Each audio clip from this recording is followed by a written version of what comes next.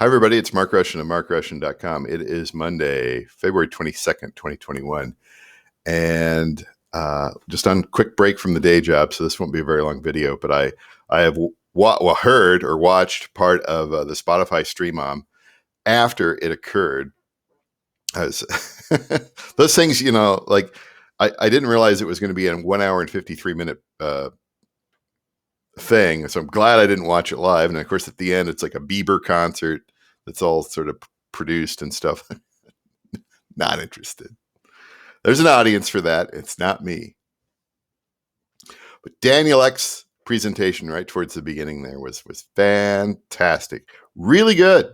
Really good. I thought he did just a great job of explaining Spotify as far as the last, 13 years, 15 years, 13 years of existence.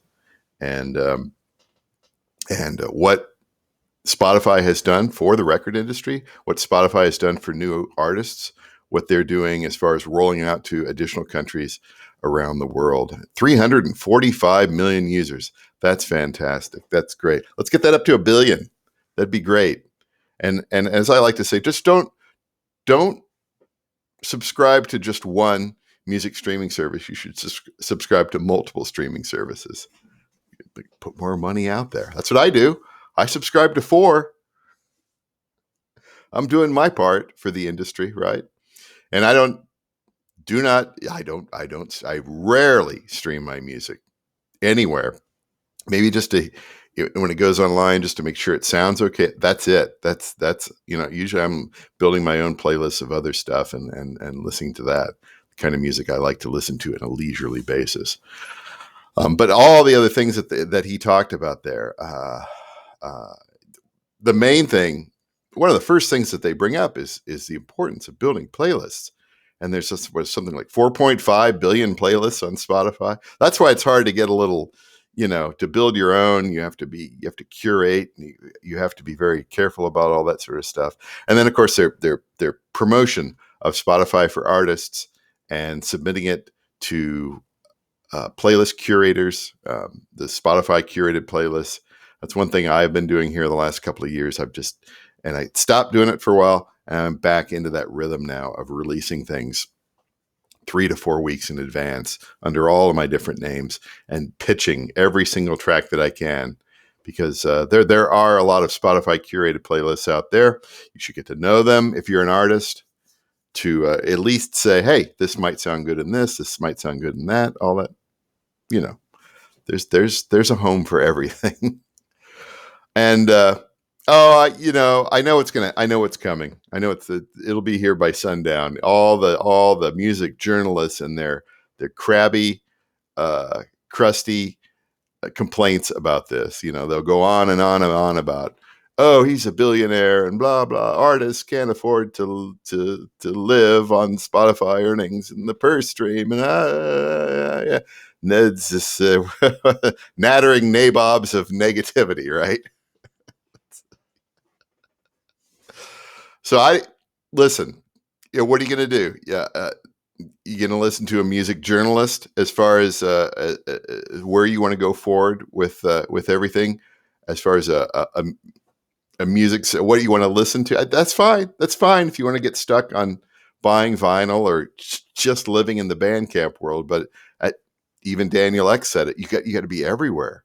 You have to be everywhere, and I think for artists, you have to do that, and then you have to listen. They're a big platform. Embrace the things that they do and they suggest. I believe in them. Yes, I haven't been placed in a Spotify curated playlist yet, but I know people who have, right? And so it'll come. It's just, what can you say? So it was good. Good. I'll watch like the beginning portion of it. It's probably the first 30 minutes or so 35 minutes or so is really good. And just also the numbers of artists 20 years ago that were releasing albums versus the number of artists that are releasing things today. That's a good thing. You get more creativity out there. You have more. I can just hear it now. Oh, but the music is garbage, and it's no one wants this. Too many people. I can't handle it. But then you have these artists from overseas, and they, was it the South Korean group? Was it Blackpink or something like that? Maybe it was a different group. Anyway, it was like 80%. Or maybe it was the Columbia. Anyway, it was like 80% of their audience isn't even in their home country, right? And brilliant. Isn't that great to hear? That's really good to hear. That isn't that good? I hated imports. They were paying to procure, and then if you were I can't even imagine. It was hard enough to get stuff from England. It's impossible to get stuff from Japan and forget South Korea or any other country like that. So I don't know. As far as music listening is concerned, it's good to be in the future. And then they also mentioned that they're going to have a premium audio service here in the near future. I don't know if I'll subscribe to that just because, well, I don't listen to music in these. I listen to music in my my Grados here. But anyway, it was a good presentation. A bit long. They should carve it up into smaller chunks so people can watch it. I'm sure they'll do that. I think they've carved off the Bieber performance already. Bieber. Good for Bieber. Hey, amount of money he's made over the years off Spotify. Yeah, you don't hear him complaining, do you? Do you?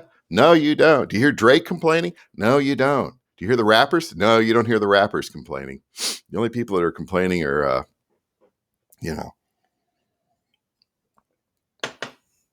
the people who are complaining. They're always complaining. They're always complaining about something. It doesn't matter. They're miserableists. and don't get me wrong. If they have valid criticisms, I will listen to them or whatever. But you start beating that same drum over and over again with the same canard, the same garbage. I'm not going to listen to you. Just not going to listen to you. I'll see it, but I might have to comment on it. But this was good. This was a good one. Really beautifully produced. And I really look forward to the future of Spotify. I'm really glad they're so artist specific and promoting artists in that way, and working with independents, and also working with the industry too, because you can't just I hate the big record company. Well, they exist. What are you going to do? Right. And most of this presentation, when they talked about the particular artists, they talked about, indies, people who started off just self-releasing stuff. And then, so the girl bands and everything like that. I'm sure there's a bit of manufacturing in there too. I skipped over enough, so I don't know whether there was anything with regard to legacy bands. And I think there kind of wasn't any mention of that, the old timers, stuff like that. I know the market's young, and that's who's subscribing and all that sort of stuff. But I think you should also give a reason for us gray hairs to travel with you. I know I'm kind of unusual that I'm still interested in new music at my age, but that's the way it goes. All right, that's it for today. Who knows if I'll do anything later, but that's it for me. Mark Rushton of markrushton.com. Is Monday, February 22nd, 2021, and we'll talk to you later.